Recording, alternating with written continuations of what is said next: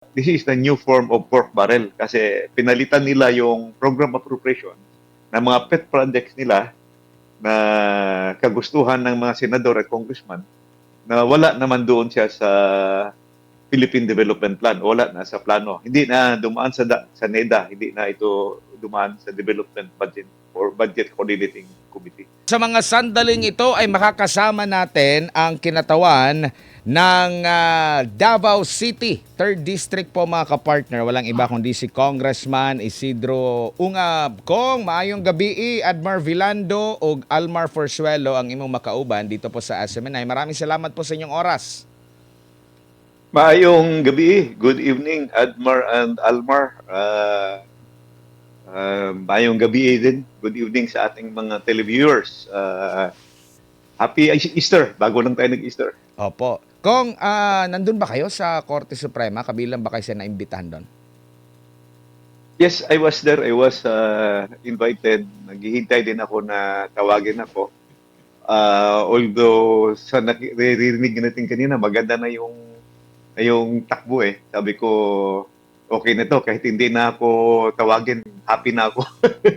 At nakikita natin yung direksyon sa mga pagtatanong at sa mga presentation ng mga Friends of Pork. Nakikita natin na parang sang-ayon sila sa ating mga views and opinions noong araw. So I was there to help one group of petitioners. So happy ako na yung tinake up kanina yung unprogrammed possibility of declaring unconstitutional the unprogrammed appropriations at saka possibility of declaring unconstitutional yung automatic appropriations, particularly yung special accounts in the general funds at use of income in the general fund kung saan kanilang pinag-i-increase yung mga dapat ay automatic appropriations na hindi yun dapat gagalawin na. Ginalaw pa rin ng Bicameral Conference Committee, nag-increase sila. So ang ibig sabihin nun, naglampas sila sa proposed National Expenditure Program which is under the Constitution, dapat hanggang doon ka lang sa level na nai-submitar ng Presidente. Opo, kumbaga doon po sa kasi ang binigyan pa ng ang mga maraming nagsalita doon ay yung mga abogado ng petitioner tapos yung mga bisita po no.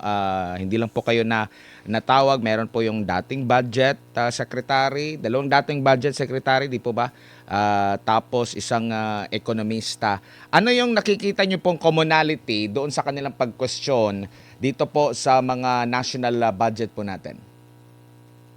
Yung yung very common, yung una-una si former NEDA Secretary Solita Munsod, former DBM Secretary Ben Diokno, as well as former Secretary Abad at saka former Senator Frank Drilon. Yung pinakauna na gina-point nila is the budget is really based on the Philippine Development Plan. Yung yung lahat na sinusulat doon sa budget, yun yung nakasaad sa plano. So, yung ginagawa ng Kongreso na binabago yung budget, ang pinaka-gist doon, halos pare-pareho sila ng komentaryo, yung nilipat yung program appropriations o priority appropriation. Ang ibig sabihin nun, yung priority appropriations o program appropriations, yun yung pumasa na sa NEDA, pumasa na sa RDC, pumasa na sa DBCC, Development Budget Coordinating Committee, kaya siya nasama sa National Expenditure Program. Inilipat nung Congress, particularly sa BICAM, kasi hindi naman ginalaw sa House, hindi ginalaw sa Senate, doon na ginalaw nila sa Bicameral Conference. Yung sa Bicameral Conference Committee, yung na-mention mo kanina, ang laki-laki ng mga unprogrammed funds, no? Including the increases. So malaki yung increases, nilipat yung program appropriations doon sa unprogrammed. Tapos yung naiwan na fiscal space, ang ibig sabihin yung na-vacuum o na-bakante na amount dahil nilipat nila yung program sa unprogram, ginawa nilang pinasok yung mga priority pet projects. Yun yung ibig sabihin ni former NEDA Secretary Solita Munsod at saka I'm not sure kung si Sec Butchabad ba yun o si Sec Jokto na nagsabi na ang ginawa, this is the new form of pork barrel kasi pinalitan nila yung program appropriation ng mga pet projects nila na kagustuhan ng mga senador at congressman na wala naman doon siya sa Philippine Development Plan. Wala na sa plano. Hindi na dumaan sa NEDA. Hindi na ito dumaan sa Development Budget or Budget Coordinating Committee. Sinisingit lang at saka napansin doon ang pinakamalaking singit sa program yung 2024 saka yung 2025 at saka na-mention mo kanina lumaki yung budget ng DPWH. Actually, hindi ko pa nasabi ito but if I will be given a chance to talk, hindi lang sa DPWH yung lumaki. Meron din silang singit doon sa DSWD, yung mga ayuda, AX, TUPAD. Meron din silang singit doon sa DOH, yung sa Department of Health, yung MAIT, yung Medical Assistance for Indigents. Yun yung mga malaking insertions na lumalabas na parang pork barrel. So, Opo. ang personal opinion ko kung meron mga insertions, dapat ngayon na nilabas kasi panahon ng krisis. Huwag naman doon sa panahon ng eleksyon, yung 2025, bumabaha yung ayuda at saka AX, yung tupad for election purpose. Tapos ngayon na dapat kailangan dahil krisis. Ngayon dapat mag-release ng maraming amount. Opo. Naging malinaw po ba, Congressman, kung saan pumasok itong mga insertions, yung mga nasa unprogrammed na side? Doon pa ba sa paghimay ng ehekutibo? O dito na sa panig po ng legislative, lalo na sa BICAM? Kanina, lumalabas na sa BICAM talaga. Sa Bicameral Conference Committee, doon ginalaw yung program appropriations na inilipat sa unprogrammed. At saka na-mention nga nung ng mga amigos kanina na yung pinaka-importante dapat, yung pinaka-senior in terms of budgeting, yung pinaka-importante is the foreign assisted projects. Kasi yung foreign assisted projects, meron yung master plan, katakot-takot na evaluation yon. Meron pang evaluation din yung mga foreign lending agencies na dapat yun ang pinaka-priority. Saka yun yung tinatawag na big ticket projects. Yun yung mga malalaking proyekto kung saan makakatulong talaga sa ating ekonomiya. Yun yung mga nilipat nila doon. 2023, 24, 25. Doon nilipat nila yung mga foreign assisted projects sa unprogram. At yun yung pinalitan nila ng chap-chap na projects, maliliit na proyekto para sa kanilang I would say pet project or pork barrel. At the same time, yung pinakamarami doon na medyo iskandalos yung flood control projects. Yun yung maraming pumasok doon na replacement na ginawa nila sa program appropriations. Nabanggit mo yung mga key projects na yan, yung mga malalaking mga proyekto na karamihan din ay mga foreign assisted. Yun ang dumaan sa sinasabi nyo pong katakot-takot na proseso bago ito siya naaprubahan at dapat na maituloy. Kung ikukumpara natin doon sa ipinalit po na nabanggit nyo po na karamihan ay mga flood control, dumaan din ba sila sa katakot-takot na proseso? Yun ang problema kasi yung mga pinalit nila hindi dumaan sa proseso.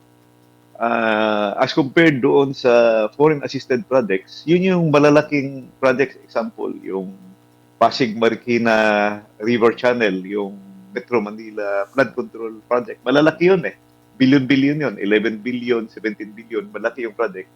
Pinalitan nila ng maliliit na chop-chop. So, in layman's term, tinanggal yung superhighway, yung pinalit yung maliliit na kalsada. Superhighway para sa flood control. So, saan dadalo yung maliliit mo na proyekto? Dapat yung maliliit mo pupunta sa isang main channel ng main flood control para yung tubig mo lalabas. So, kahit tanong ko ngayon sa dilapitan ko noon, si former Secretary Bunuan, sabi ko, hindi kaya ito ang dahilan sa pagbaha sa Metro Manila. Sabi, it attributed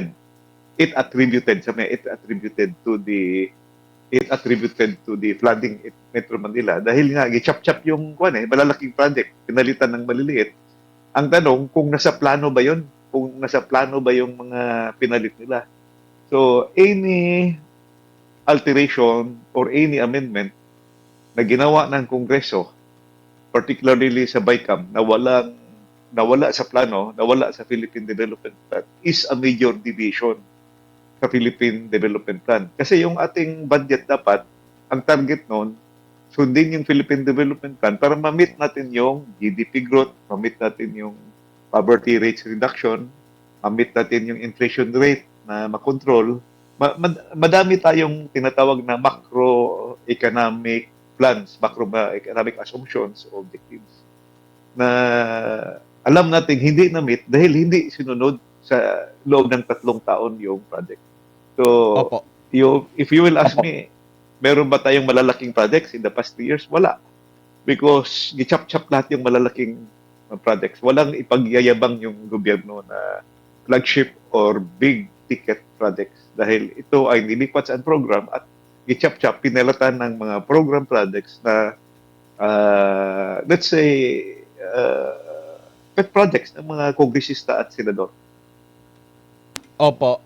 Ito po ba ay kabilang doon sa nakikitang paglabag na dapat kung ano po yung inendorso na proyekto or programa o budget o mga plano ng executive, doon kayo mag-stick.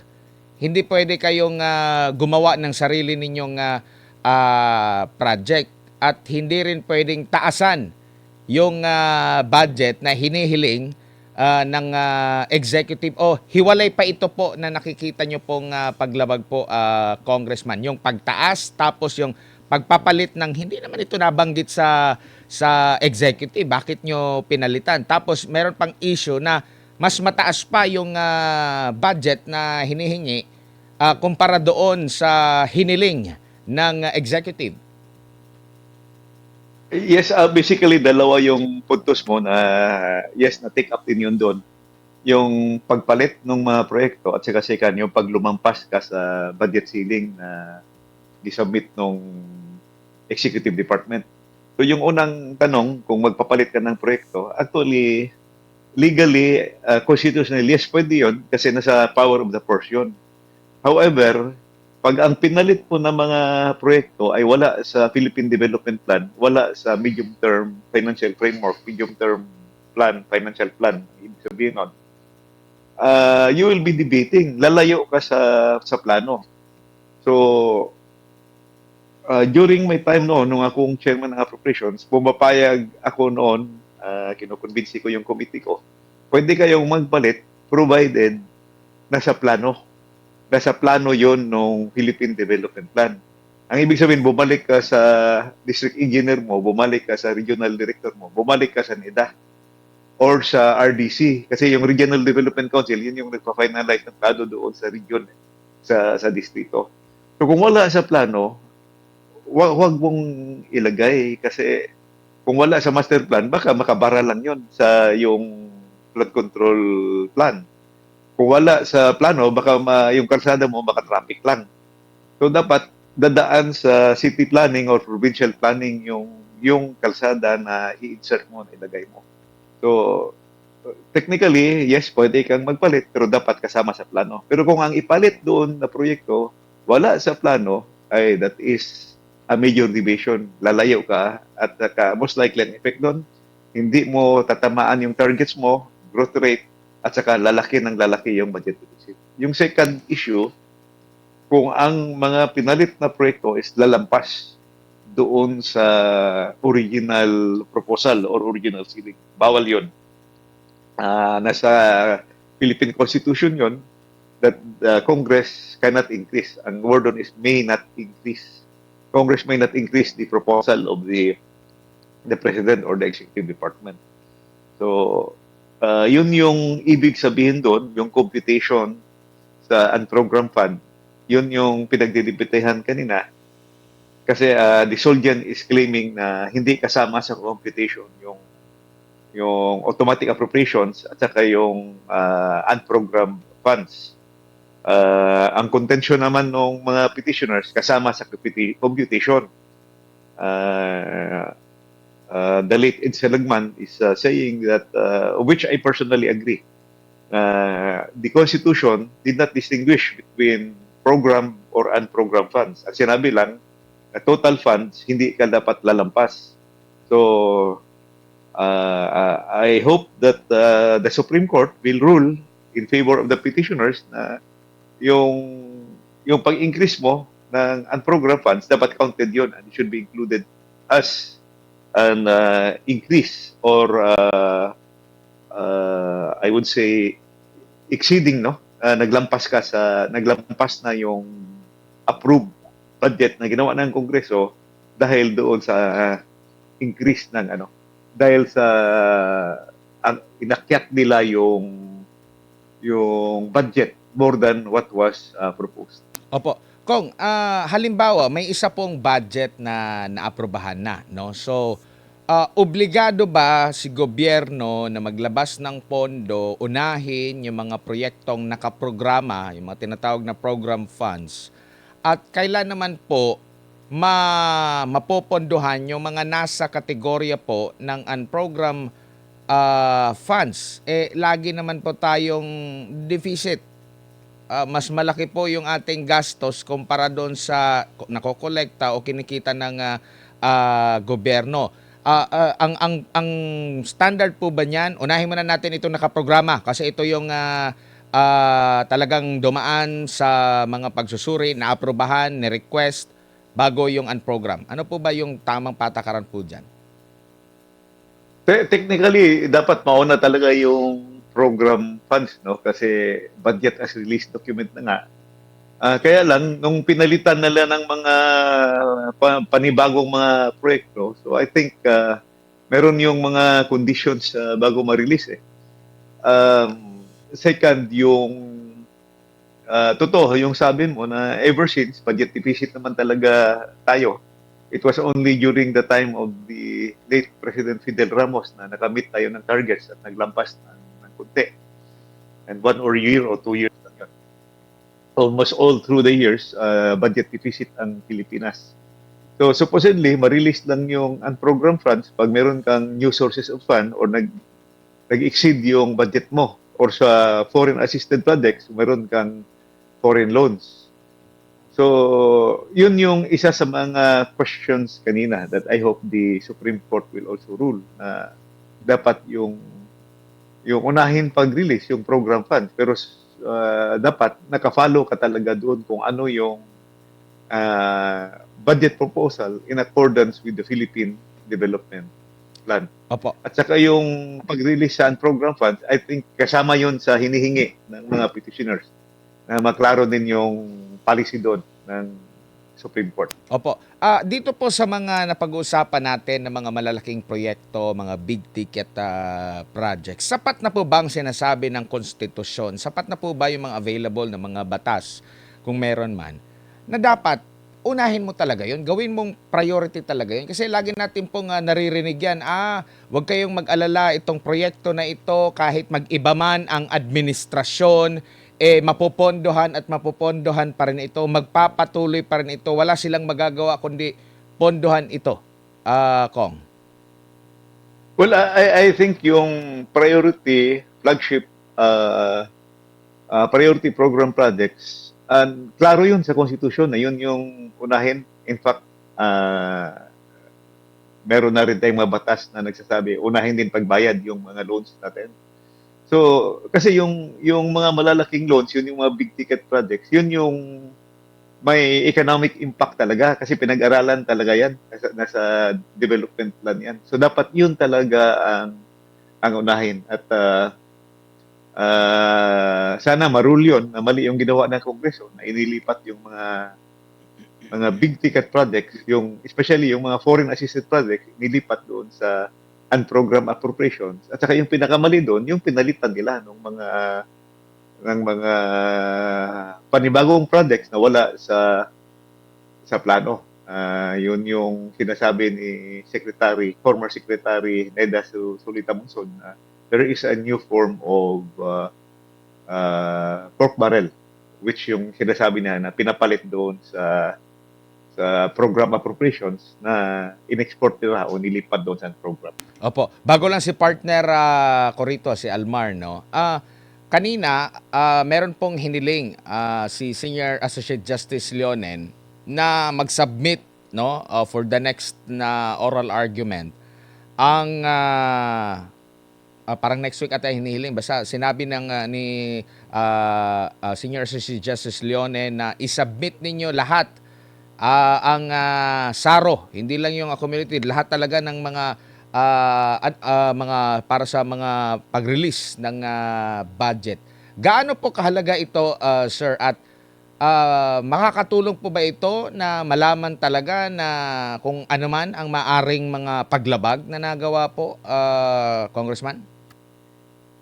Agree ako doon na ginawa ng Supreme Court na pinasubmit sa kanila yung individual releases, yung individual SARO. Unang-una, kung na-meet ba yung trigger, ang ibig sabihin, kung na-meet ba yung pag-release ng unprogrammed appropriation, kung ma-release lang siya, kung number one, kung merong excess funds, number two, kung may new sources of funds, kung number three, kung merong new foreign loans to cover the releases, no?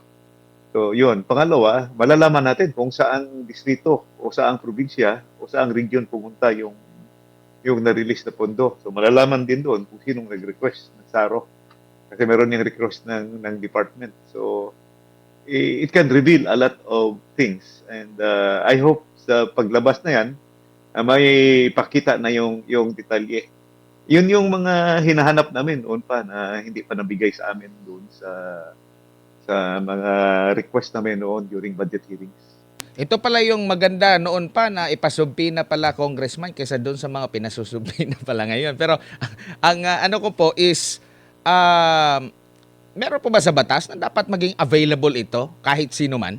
Itong mga SARO na ito. Kasi hindi po ba ito may tuturing na public documents? Dapat hindi pahirapan yung pag-access nito para bilang parte po ng transparency? Well, in a democracy, dapat transparent and accountable lahat, no? Ang tatataka ako kung bakit pahirapan yung itong 2026 budget. Humihingi ako yan, yung hiningi ko, yung amount of releases ng unprogrammed funds. Ang tagal bago dumating, natapos na lang yung budget hearing bago pa lumabas. Saka yung nabigay sa akin, yung mga summary lang. Wala akong nakuhang detalye na katulad ng hinihingi ngayon ng Supreme Court. And I think they are obliged to provide that to the Supreme Court kasi makukontempt sila pag hindi nila ibigay yun sa Supreme Court. Yes, Kong, magandang gabi. Si Almar po ito. Nabanggit niyo po kanina na kayo po ay happy sa naging takbo ng oral arguments dito nga po sa unprogrammed funds. Sa tingin po niyo, Kong, matatanggalan ng maskara na ngayon yung mga tunay na mastermind sa nangyayaring korupsyon ngayon dito sa ating bansa, Kong? Well, I cannot yet say na direksyon na yan. No? Yung importante lang muna, yung ma-declare yan na unconstitutional. Then yun yung second step. Pag ma-declare na yan na unconstitutional, the next step will be to study now the possible malversation, graft and corruption charges to those who perpetrated that, no? Kung sinong gumawa ng mga yan. So yung importante, yung first step muna, ito, ma-declare na unconstitutional yung ginawa doon sa budget.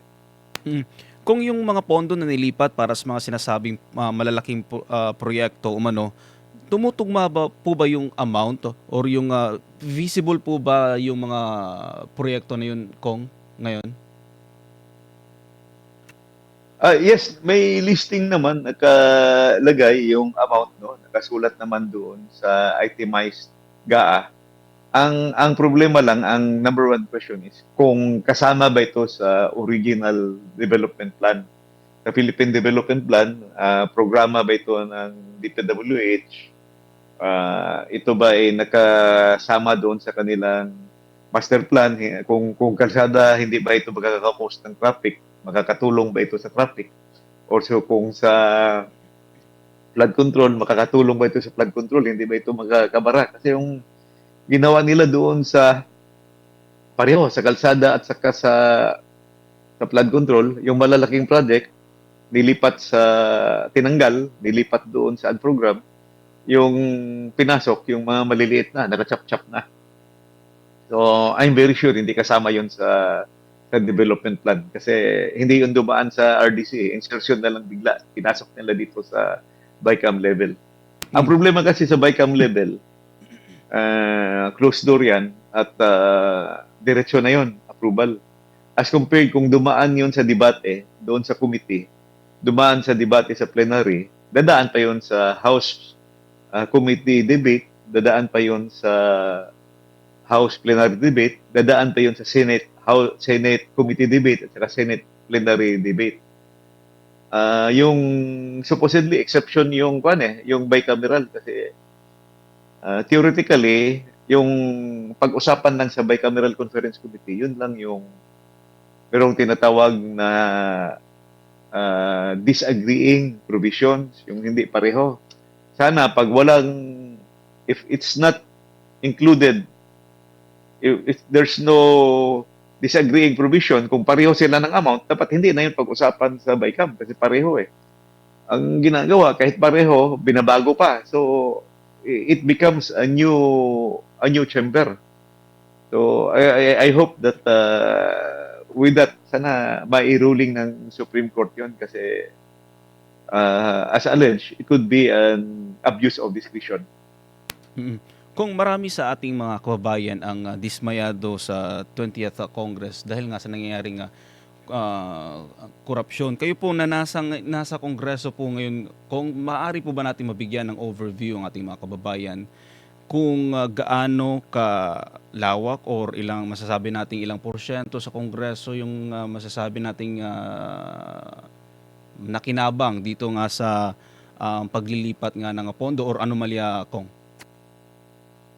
Sa totoo lang, marami kaming diskontento, lalo na yung mga congressman na nag-iisip para sa bayan. Kasi unang-una, bakit tayo hinalal, bakit tayo na-elect to bring the voices of people. At kung ano yung plano ng bayan, yun dapat ang susundin. Ang nangyari kasi, they were on their own. Puro kanya-kanyang sarili. In fact, very highly political itong nangyayari ngayon. Yung mga hindi kasama sa administrasyon, hindi sumusuporta sa majority.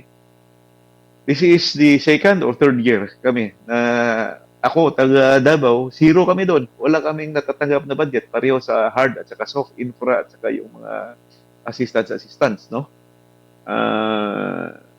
Well, purpose is politicking talaga.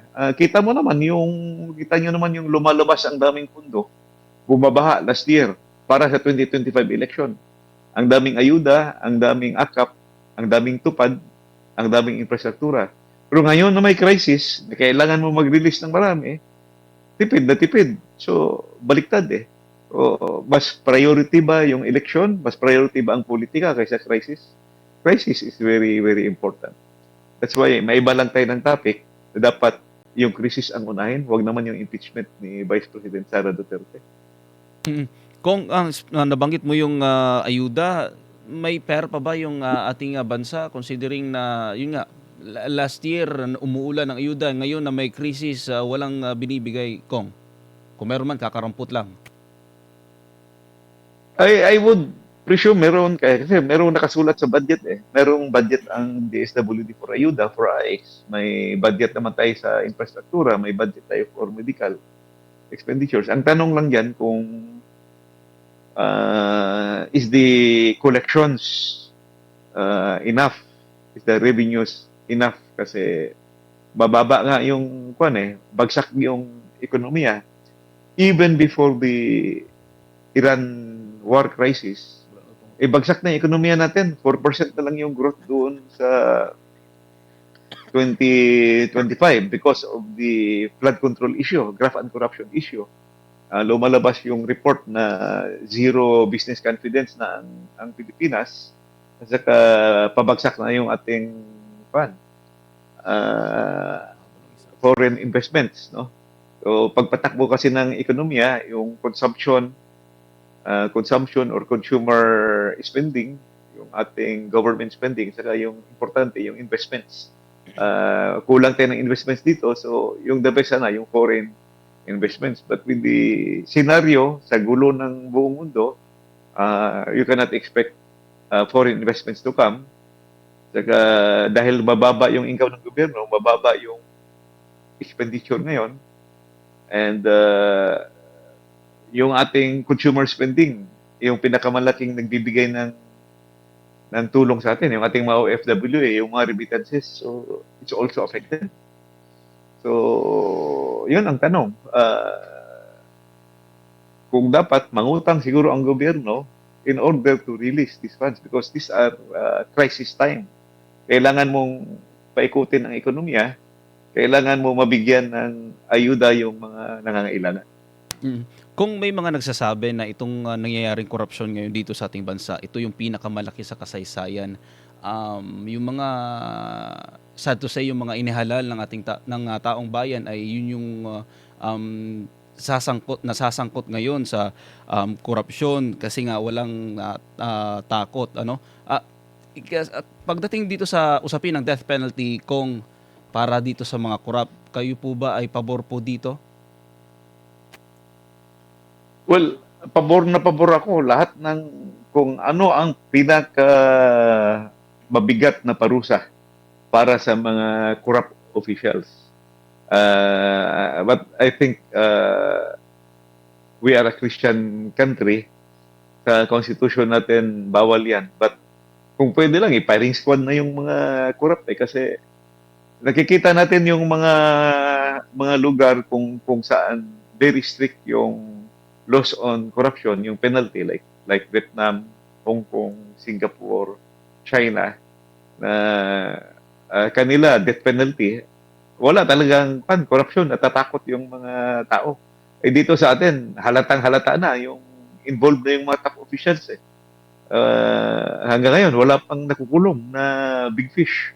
The promise last year was before Christmas. May makukulong na, wala pa rin hanggang ngayon.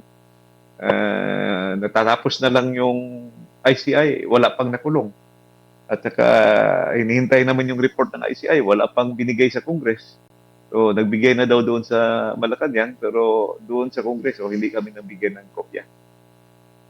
Congressman, si Admar po ito ulit. Doon po sa issue naman po ng blanco, kabilang ba yun sa matatalakay?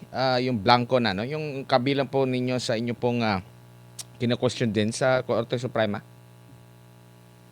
Yun yung hinihintay namin. We hear that interested yung mga justices doon. Kaya lang hanggang ngayon, naghihintay kami na magpatawag ng oral arguments. And if you remember, yun yung pinakaunang lumabas Kasi January pa lang namin nilabas yun ni former President Duterte. President Duterte, ako, si Atty. Vic Rodriguez, si Atty. Delgra.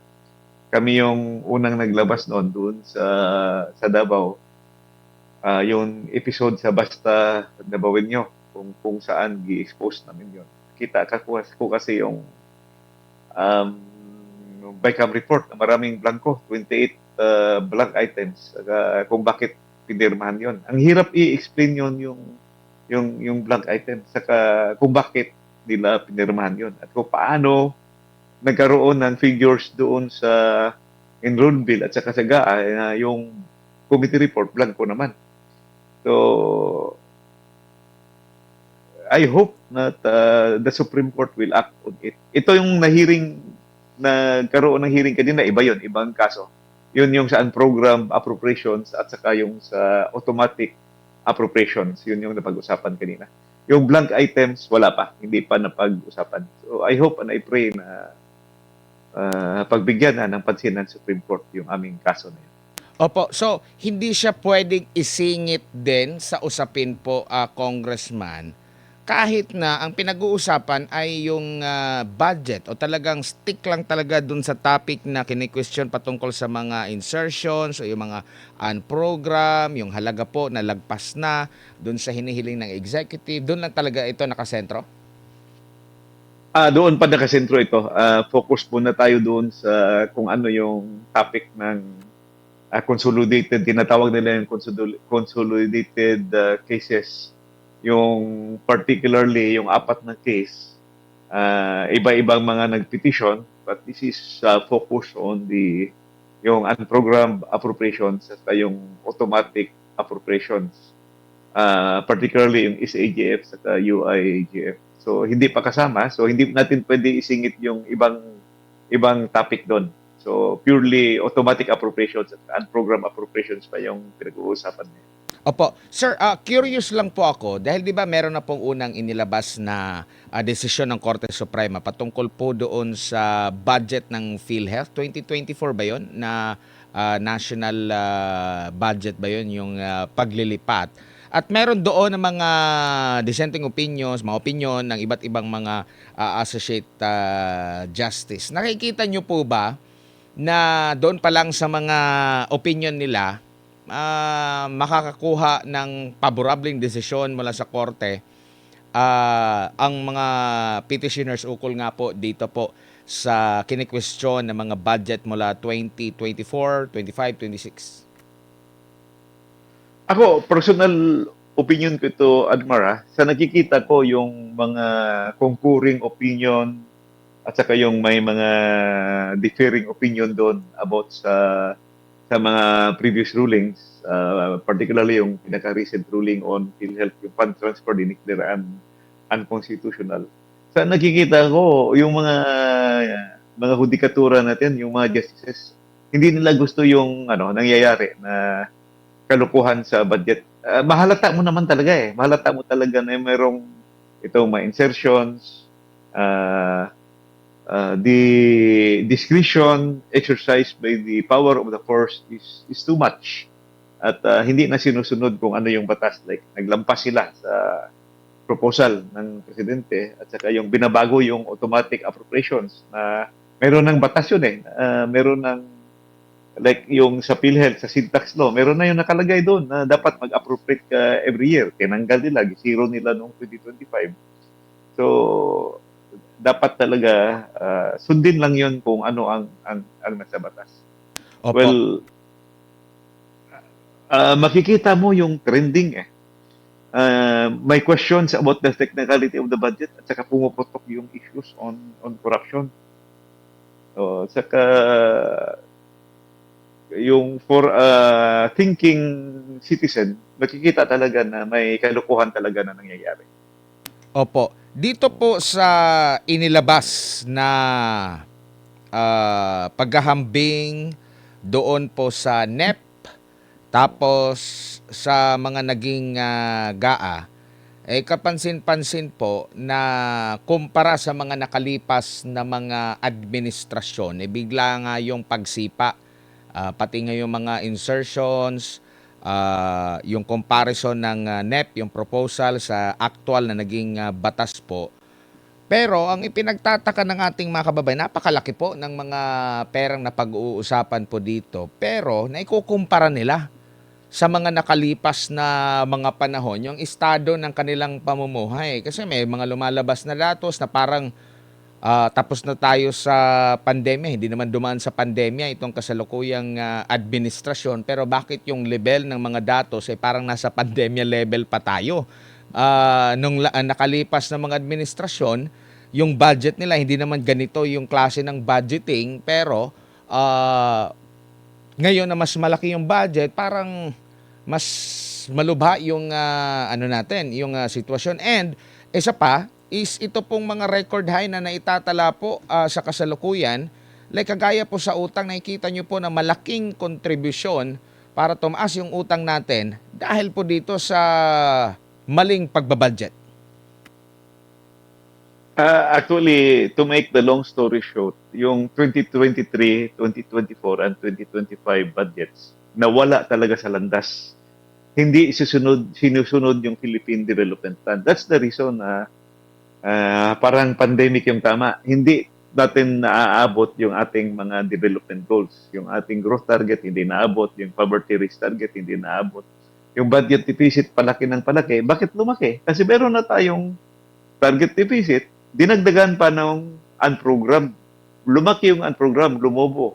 Hindi kasama yun sa target budget deficits. Pag nag-release ka ng unprogrammed na hindi kasama sa target, lalaki, lulubo talaga yung ating utang. So that explains kung bakit hindi natin nami-meet yung ating growth targets dahil hindi natin sinusunod yung ating development plan. Pinalitan yung mga proyekto na dapat maka maka-bridge sa atin o makatulay sa atin papunta doon sa towards our development targets.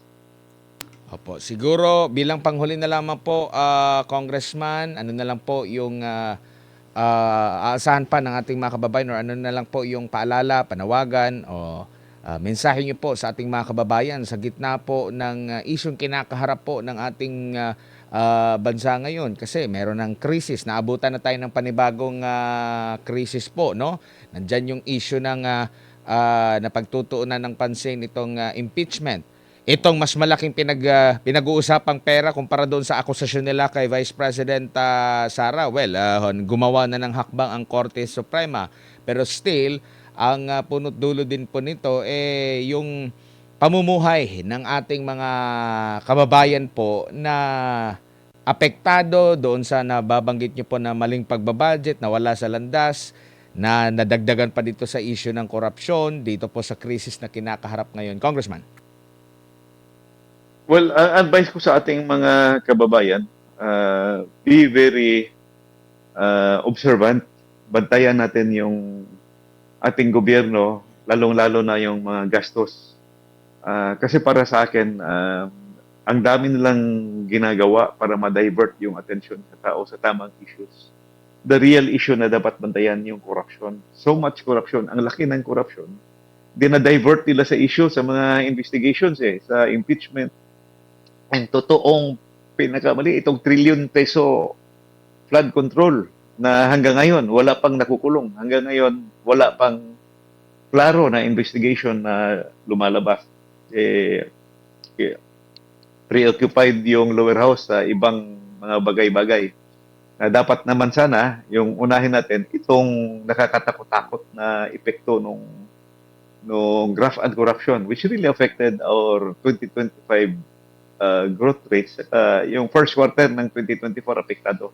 Then second na double whammy tayo, natatamaan itong crisis sa Iran. So I advise to our people to be more active in public affairs.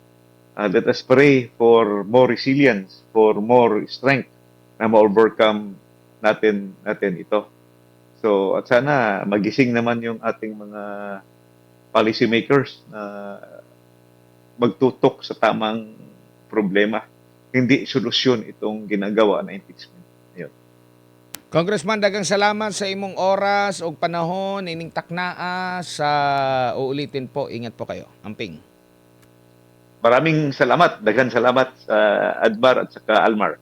Si Thank you. Davao City 3rd District Congressman Isidro Unga po, nakapanayin po natin hinggil nga po dito sa paghimay dyan po sa Korte Suprema sa nakalipas na tatlong budget, 2026 pati ngayon, 2025 at 2024 budget po mga kapartner at iba pang issue na pag-usapan natin.